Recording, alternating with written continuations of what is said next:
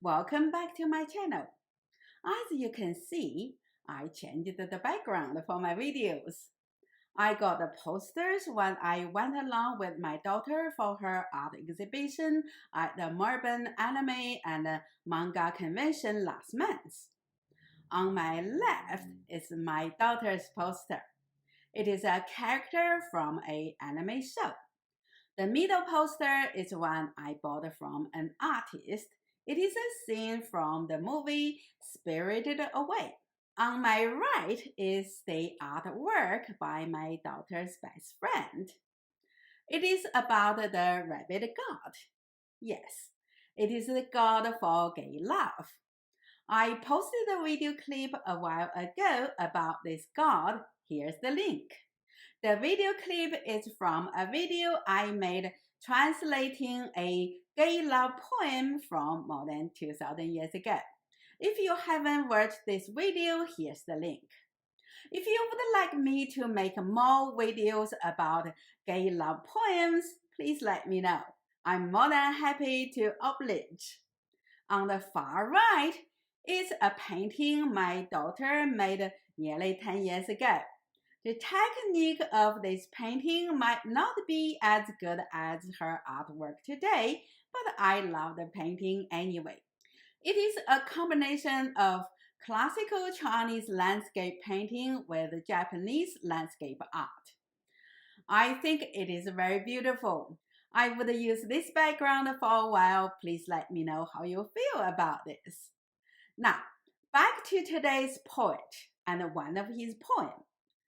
Today's poet is not widely known even among contemporary Chinese, let alone among the English-speaking world. However, this poem of his is very famous, not just among Chinese, but also many Asians such as Korean, Japanese, Vietnamese, Singaporean, Taiwanese, and Malaysians, etc. This is because it was cited in one of the most popular Ming Dynasty novels, 三國演義, or the Romance of Three Kingdoms. I have posted the poem on the community page of my channel for a while. You can check it out. His name is Yang Shen. Although hardly anyone heard of him today, he was a leading figure in literature and poetry during the Ming Dynasty. We might wonder, why was he lost from our memory? It was not Yang Shen. Many great poets from the Ming Dynasty were also forgotten. Yet, many poets from much earlier time were still remembered and cited today. Why would no one want to remember poetry from the Ming Dynasty? Well, this might have something to do with the somewhat embarrassing political and cultural status of the Ming Dynasty among the Chinese historians and artists. The Ming Dynasty was an interesting period in the long history of Imperial China. It was sandwiched between two non-Han Chinese dynasties of Mongol and Manchu. In some aspects, the Ming emperors restored the previous social-political system of the Han Chinese of the Tang and Song dynasties, while in other aspects, it also inherited the legacy of the Mongol rule. Artistic traditions such as poetry, music, or painting from the Tang and the Song dynasties were almost completely destroyed by a century of oppression and neglect of the Mongolian rule. So it took a very long time for the Ming scholars to re-establish their scholarly traditions in literature, poetry, and other forms of art. Poetry, unfortunately, was never recovered to the previous glory of the Tang and Song dynasties. Maybe this is the reason why you never heard of the poet Yang Shen, even though we all read the novel, The Romance of the Three Kingdoms. I'm Dr. Gao, a philosopher obsessed with poetry. I make videos about the classical Chinese poetry, philosophies, and traditional Chinese medicine. Please click the like button and subscribe my channel. Your support is very important to me. I also offer online lessons on these subjects. If you would like to have personally tailored lessons on any of these subjects, or read the original Chinese text with me, please contact me. Here's my email address.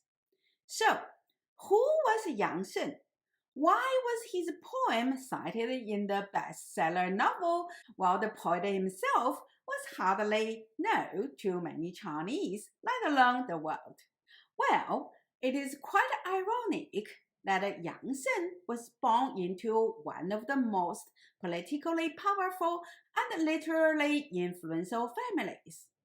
His father, Yang He, was the chancellor for 4 emperors at the height of the Ming Dynasty from 1512 to 1524 CE.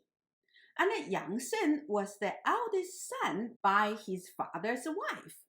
Note that he was not born to a concubine. This is very important. Yang Shen would be called 种子, which could be roughly translated as the heir, who would be the head of the family and host all the important family events such as ancestor worship ceremonies, weddings, funerals, birthday parties, etc. once his father decided to retire from such duties. So he received the best education affordable at the time. In 1501, the 13-year-old Yang Shen met the then Chancellor Li Dongyang and presented him a poem. Chancellor Li Dongyang was so impressed that he took on Yang Shen and his wing as his disciple. This was certainly an important move for Yang Shen's future political career. In 1511, the 23-year-old Yang Shen won the title of 状元, or the top position in the National Civil Service Examination, and was given a rank 6 position at Hanli Yuan, or the Imperial Academy, which was basically the secretary department for the emperor. The academy was also the training center for all high-ranked officials, and the young scholars with outstanding talents there will be placed on the fast track for promotions. It all looked wonderful for Yang Shen to have a great political career. Unfortunately, he met with 2 ridiculous emperors. The emperor he had when first joined the ranks was Emperor Zhu Houzhao, who was made emperor when he was only 14 years old. Zhu Houzhao loved hunting and was not interested in learning Confucian classics or any other classics about how to govern an empire. He often sneaked out the palace in disguise, leaving his duties to the 8 most trusted eunuchs. The most incredible thing Zhu Houzhao did was to appoint himself as 威武大将军兼总兵官, the Grand Marshal and military chief, and led a battle against the Tartars in 1517. He also left the capital and putting his chief eunuch, Liu Jin, in charge of all the state affairs. This kind of behaviors certainly caused huge concerns among the senior officials who were expected to advise him on how to govern the Ming Empire, including Yang Shen's mentor Li Dongyang, the chancellor, and his father Yang He, who was the tutor for the young emperor and became the chancellor when Li Dongyang retired in 1512.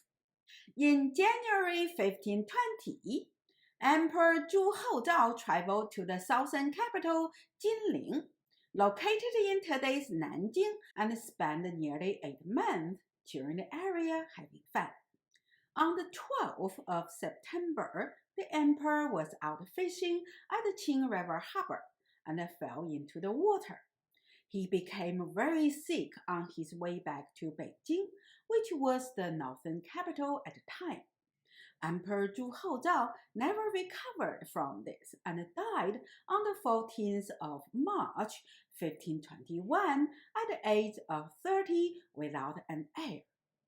We all know that the power transition was always risky for anyone involved. This transition was particularly dangerous because there was no established heir. Emperor Zhu Houzhao did not have any son or brothers, so his heir had to be selected from his first and second cousins. There were at least 22 princes eligible for the throne. Among all these candidates, the dying Emperor Zhu Houzhao and then Chancellor Yang He and the Empress Dowager decided to choose the 14-year-old Zhu Hochong to succeed the throne. Zhu Hochong was a first cousin of Emperor Zhu Houzhao. Historians have been debating about why he was chosen as the next emperor. Many historians argue that the following reasons made Zhu Hochong the best candidate. One, as a 14-year-old, he was regarded as young enough to be controlled by the chancellor and the empress dowager for a smooth power transition, yet old enough to avoid all the troubles of having a child emperor. Two, Zhu Hochong's father had died. He had no brother, and his mother was from a humble background, which means that he had no political support other than the chancellor and the empress dowager. If he were to consolidate his power as an emperor, he would have to rely on the empress dowager and the chancellor Yang He for support. However, either the empress dowager, now Yang He, realized what a big mistake they made by underestimating the young Zhu Hochong. What Zhu Hochong did after he arrived at Beijing was nothing like a naive youngster. Firstly, he refused to enter the Forbidden City through Dong'anmen, or the Eastern Peace Gate, which was the gate for all the officials, including the crown prince, to enter the Forbidden City. Instead, he insisted to enter the Forbidden City via Damingmen, or the Great Brightness Gate, which was the gate for the emperors and empresses. Then he refused to perform the enthronement ceremony as the adopted crown prince to become the next emperor. Instead, he insisted that he perform the ceremony as the chosen heir to the throne, and gave his own parents the title of emperor and empress dowager. This might sound like trivial issues today, but if you recall my video about the Confucian political theory, you might understand the political significance of such ceremonies. Ceremonies such as enthronement, royal weddings, or funerals were extremely important. They were the equivalent of public announcement of the participants' political status and the legitimacy of their rule. If Zhu Hochong entered the Forbidden City by Dong'anmen, or the Eastern Peace Gate, he was accepting his status as the adopted crown prince, hence he ought to be a filial son to the Empress Dowager. As a filial son of the Empress Dowager, Zhu Hochong would be obliged to accept her supervision, as well as the supervision from other high-rank officials of her choice, especially that of the Chancellor Yang Tinghe. This was also the proper ritual for Zhu Hochong to become a legit emperor, according to Confucian classics. There were two legit power transition rituals established since the Song Dynasty in China. They were 父死子继, or the son succeeds the throne when the father dies, or 兄终弟及, or the younger brother succeeds the throne when his older brother dies. Apparently, Zhu Hochong could not become an adopted son of his cousin Zhu Houzhao, but he can be his adopted brother, meaning he should become the adopted son of the Empress Dowager and be appointed as the crown prince by the Empress Dowager before he assumed the throne to become the next emperor. And these were exactly what the Empress Dowager and Yang Tinghe expected him to do. However, Zhu Hochong disputed that he was invited to be the heir to the throne by his cousin, the recently deceased Emperor Zhu Houzhao. More importantly, there were historical precedents for him to assume the throne without being adopted by the Empress Dowager. His arguments were supported by a few officials, but were opposed by the majority of the officials at the court. A huge debate about what was the legit succession ritual broke out in 1521 and continued to 1524. This incident was known in Chinese history as 大礼议, the great debate about the right. During these 4 years, hundreds of officials were implicated.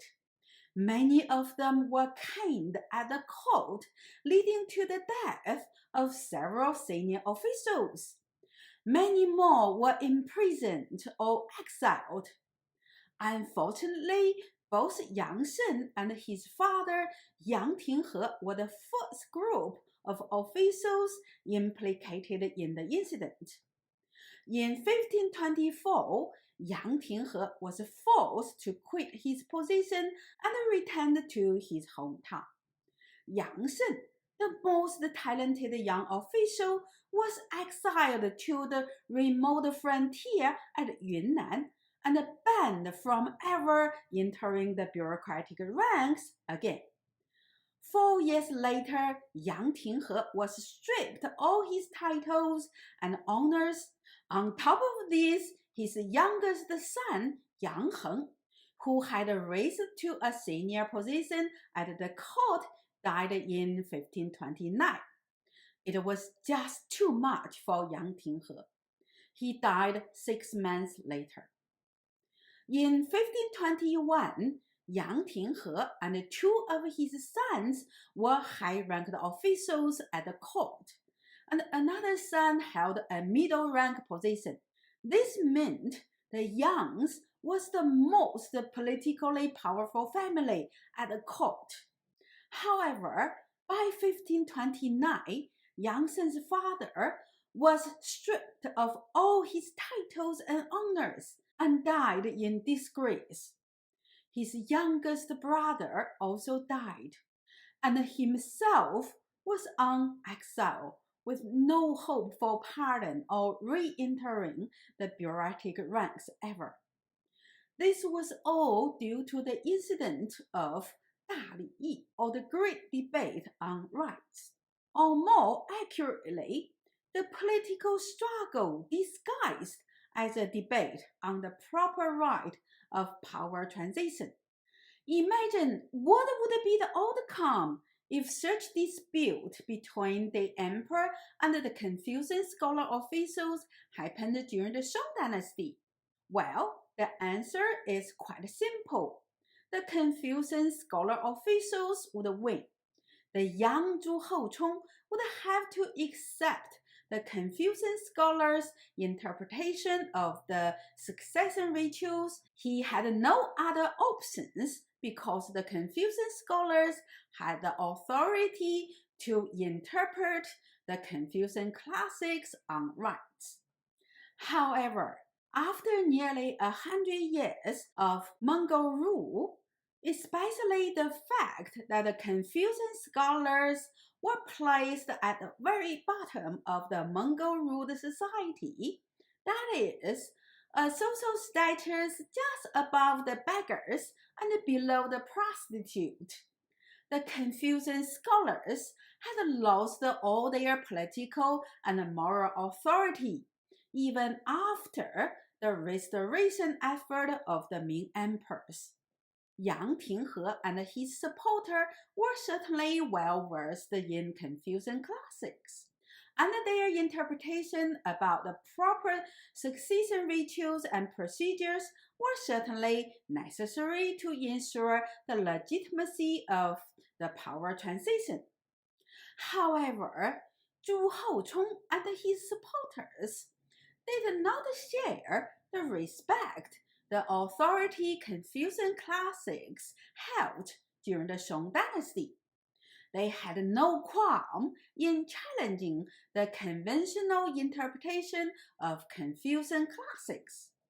The Ming emperors also learned from the Mongol emperors to hold the absolute power over their officials, turning the collaborative relationship between the emperors and his officials into that of a master and his servant. Making the official kowtow to the emperor or caning the officials at the court were just the most visible measures to strip these officials' dignity and their authority. Of course, the Ming emperors also invented many other ways to challenge and undermine the moral and political authority of the Confucian scholar officials. Maybe I can make a few more videos talking about these subjects. Please let me know if you would be interested in this topic. Anyway, the scholar officials of the Ming Dynasty had lost not just some of their political power, but also some degree of their social standing in general. Well, I have spent quite a bit of time explaining the historical and social context of the Ming Dynasty Confucian scholars. I hope this would help you to understand Yang Shen's poem and why hardly anyone knows about him, even though his poem was cited in one of the most popular novels in China. Now, let me read the poem in Chinese and then translate it character by character. 滚滚长江东逝水，浪花淘尽英雄。是非成败转头空，青山依旧在，几度夕阳红。白发渔樵江渚上，惯看秋月春风。一壶浊酒喜相逢，古今多少事，都付笑谈中。Now, let's look at the first verse. 滚滚长江东逝水，浪花淘尽英雄。是非成败转头空，青山依旧在，几度夕阳红。滚 literally means to turn, to roll, to rotate, or to boil. In this poem, 滚滚 is used to describe the swelling waves. So David and I decided to translate 滚滚 as bellowing. Changjiang refers to the Yangtze River. Dong means east. Shi means flow away. 水 means water. So 逝水 refers to the Yangtze River flowing away. 浪花 refers to waves. 淘 literally means to wash something with water, such as 淘米 or wash the rice. It also means to wade out, as in the phrase of 淘汰 or wade out extra things. 尽 means all of them. 英雄 means hero. 淘尽英雄 means even the heroes were all washed away by the tide of time. 是 means right. 非 means wrong. 成 means succeed. 败 means fail. 转 means turn. 头 means head. 空 means nothing. 青 means green. 山 means mountain. 依旧 means former time. 在 means remain. 几度 means how many times. 夕阳 refers to the setting sun. 红 means red. So the first words can be translated as the bellowing Yangtze flows away to the east. Its waves wash away even heroes. Right and wrong, failure and success, turn your head and there is nothing. Green mountains remain from former times. How many times has the sun set on them? 白发渔樵江渚上，惯看秋月春风。一壶浊酒喜相逢，古今多少事，都付笑谈中。白发 means white-haired. 渔 refers to fisherman. 樵 refers to firewood collector. 江 again refers to the Yangtze River. 渚 means islet. 上 means on. 惯 means used to. 看 means watch. 秋 means autumn. 月 means moon. 春 means spring. 风 refers to breeze. 一 means one. 壶 means kettle. 浊酒 refers to unfiltered wine. 喜 means happy. 相逢 means meet each other. 古 means ancient. 今 means today. 古今 here refers to what had happened since ancient time. So David and I translate the phrase as old and new. 多少 means how many. 事 means affair or things that had happened. 都 means all of them. 父 is a rather complicated character, so I'm going to explain it in a little bit of detail. The character 父 is made of the character 人 and the character 手, meaning to hand over things to someone else, hence many derisive connotations, such as 付账 to pay the bill, 托付 or to entrust, 交付 to hand over, etc. Here, 付 means to place or put something with something else, as in the fixed phrase 付之一炬, or to destroy with fire.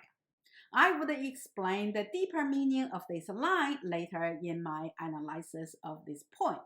David and I translate this character as go over. 笑 means laugh. 谈 means conversation. 中 means inside or in. And we also integrate the last two lines into one line. So the second verse can be translated as white-haired fishermen and firewood collectors are on the islet, used to watching the autumn moon and the spring breezes. They are happy to meet each other with a kettle of unfiltered wine. Old and new, so many things just to go over in a laughing conversation. The poem starts with a scene of the Yangtze River, billowing waves roaring to the east. But the couplet finishes with a heartfelt comment about the long-gone heroes. It is quite interesting. The poet embedded his strong emotion in the very first couplets, which is a new convention among the Ming poet. We don't see this kind of expression in the Tang and the Song poets. The great Song Dynasty poet Shu Shi composed a poem with exactly the same theme. Even the wording is similar with this poem. I'm highly suspicious that this poem was inspired or even a rewrite of Shu Shi's poem. Maybe I should make a video comparing the two poems. Please let me know if you are interested in my comparison of the two poems. The next line is perhaps the most important line in the whole poem. If you recall how the great debate about right impacted on the Yang family, you might be able to see how much pain was embedded in this seemingly cynical statement. For Yang Shen, his father, and many Confucian scholar officials implicated during the incident, following the right ritual ceremony was the very foundation of a Confucian society. However, it was the emperor himself who challenged the moral foundation of a Confucian society. When Yang Shen exclaimed, 是非成败转头空, right and wrong, failures and success turn your head, and there is nothing. Nothing makes sense anymore. All those years of studying Confucian classics, the pain and suffering going through the civil service examination, as well as their faith for building a Confucian paradise with a sage emperor lost their meaning, even though the Chinese territory remains. The second verse seems followed the path many Confucian scholars took since ancient time. When they encounter frustration in their political career, they turn to the ideal of Taoist hermits, retreating to the mountains and rivers for comfort. However, Yang Shen and the other Ming Dynasty Confucian scholars were different from their forefathers of the Tang and the Song dynasties.